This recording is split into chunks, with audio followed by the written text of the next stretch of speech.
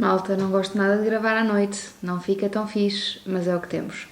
Livros do mês, que já estamos com muitos dias de avanço e ainda não vos falei dos livros do mês de fevereiro. Li 4 livros este mês. Comecei com um que eu tinha comprado há imenso tempo, porque eu quando era mais nova gostava imenso dos livros do Ken Follett. E então pensei, vou ver se volto a gostar deste tipo de livros. E a resposta é não. Eu não adorei este livro, não achei o enredo nada de especial.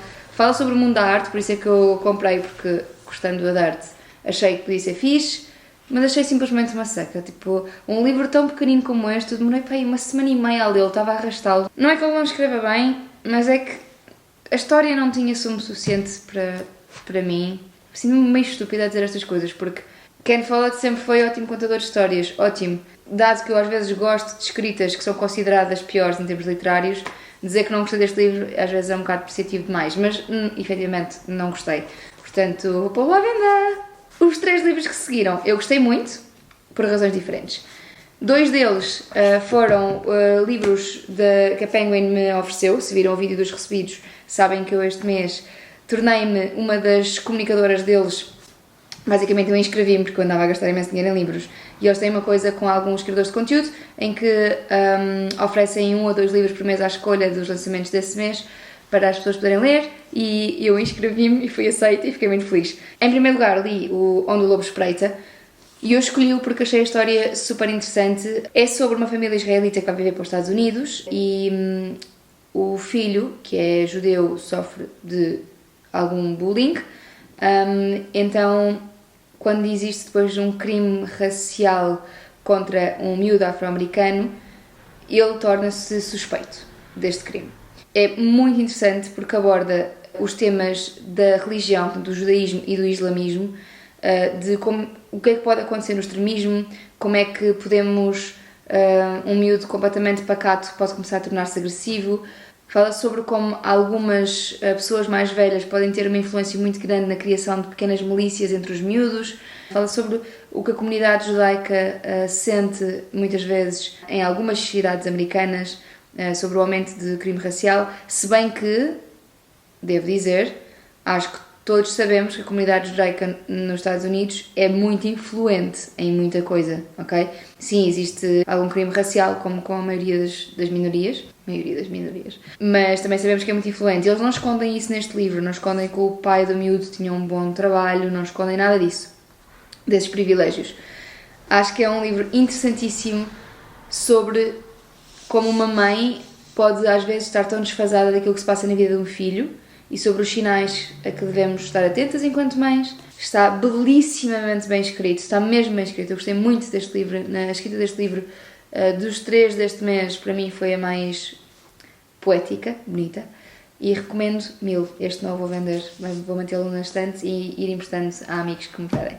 A seguir li este, que me foi super recomendado por vocês, que é Toda a Gente Nesta Sala Um Dia Há de Morrer. O plot não podia ser mais divertido. Basicamente é uma miúda lésbica e ateia que sofre de ansiedade e que vai parar a um trabalho numa igreja, meio que sem querer, e esconde a sua identidade a toda a gente no trabalho e tem assim uma opção pouco saudável com a morte. Este livro tem partes tão cómicas que eu chorava a rir. E não é propriamente um livro cómico, ou seja, é um livro até bastante angustiante, porque nós sentimos a ansiedade dela 90% do tempo. Mas tem umas partes, eu juro-vos, eu ia às lágrimas às vezes com o livro. As partes em que ela relata a primeira vez que assistiu a uma missa, malta, às tantas eu estava às vezes a rir-me, estava a ler na cama e começava-me a rir e não conseguia parar e eu já ficava para mim. E depois a escritora tem uma coisa muito engraçada, que ela usa muito bem verbos que tornam os verbos quase como adjetivos. Não sei, há assim pequenos detalhes no livro, na escrita, que eu achei, assim, subtilezas bem apanhadas. Leiam um livro, vale a pena, gostei imenso.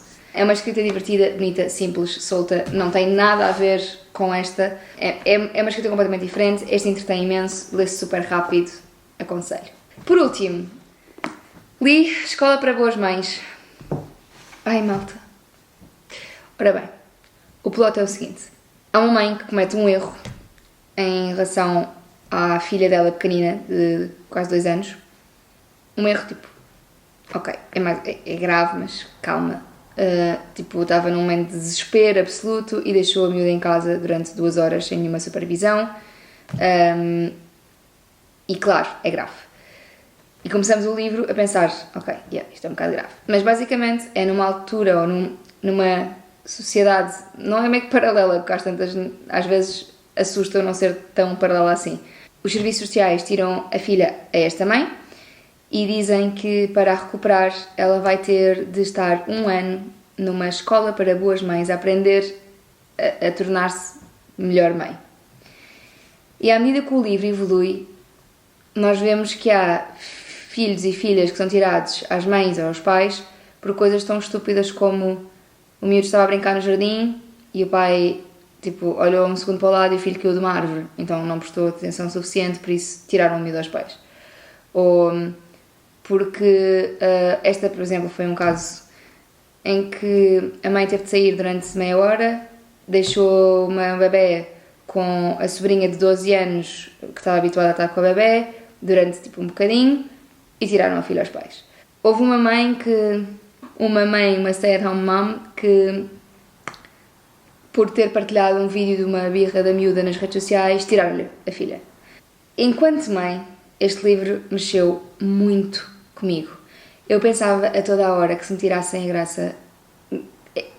Imaginem, se eu não tivesse feito nada, claro que obviamente se eu tivesse com algum distúrbio psicológico em que eu começasse a ser agressiva com ela ou começasse a ser negligente com ela, eu seria a primeira a querer o melhor para ela e please, João, toma conta. Mas começamos a perceber que são pessoas completamente normais a quem tiram os filhos. E eu penso, se isto me acontecesse, eu ia presa por homicídio, porque eu matava toda a gente que me tentasse tirar a minha filha, juro. Isto é horrível de se dizer, mas foi um livro perfeitamente angustiante. E depois as coisas que na escola lhes diziam para fazer, primeiro os modelos deles de simulação para aprenderem, eu não posso dizer-vos para não fazer spoiler, mas era sinistro, era desumano, eu nem vos consigo explicar. Este livro, quando eu comecei a ler, não me parecia uma distopia e depois começou claramente a tornar-se uma distopia. E eu fiquei assim até à última linha do livro. Eu chorei imenso a ler este livro e quando acabei eu tinha uma reunião ainda por cima logo a seguir. Eu estava a acabá-lo, escorriam umas lágrimas, eu estava maquilhada e só pensava, eu vou para a reunião, eu vou ter de explicar porque é que eu estou neste estado. É incrivelmente doloroso. Há, no entanto, uma coisa a dizer sobre o livro, que é, eu não acho que seja uma escrita inacreditável. Acho que é um enredo incrível e com tantas partes, tantos detalhes importantes e tantas coisas pequeninas que de repente nos vão dizendo e que vão mais ao coração, que vale muito a pena por isso. Muito, muito, muito a pena. Sobretudo para quem é mãe, isto faz-nos repensar imenso a maneira como comunicamos com os nossos filhos, o que é considerado certo ou errado aos olhos de outras pessoas.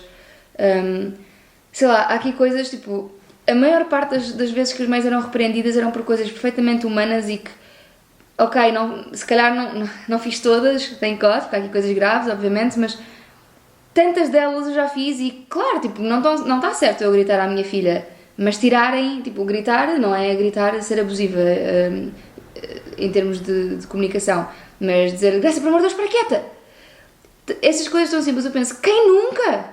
Quem nunca? As mães andam estafadas, as mães andam sobrecarregadas, continuamos a trabalhar horas a desafio, a maior parte das mães, embora felizmente essa não seja a minha realidade, a maior parte das mães estão sozinha no trabalho familiar e doméstico, ainda no século XXI, em pleno 2023, e eu só penso, tipo, como assim julgar as mães por isto? Enfim, é um livro muito duro.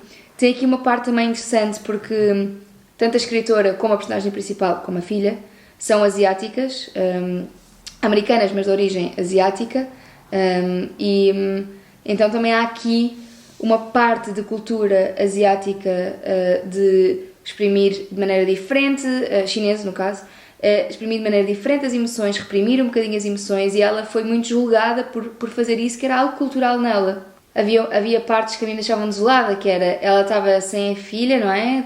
Privada da filha, e esperavam que ela, e diziam-lhe que o comportamento dela era muito negativo e que estava sempre triste e que não podia ser porque assim não ia passar às avaliações. E é do género, arrancaram-lhe a filha dos braços, meu. Tipo, como assim, caramba? Juro-vos que este livro foi intenso para mim. E apeteceu-me dormir agarrada à minha filha todas as noites. E, felizmente, na noite em que eu tinha acabado este livro, a Graça, pá, ia às 2 da manhã, decidiu entrar pelo nosso quarto e vir para a cama. E eu pensei, ai, que bom, e dormi agarradinha a ela a noite toda. Muito bons livros deste mês.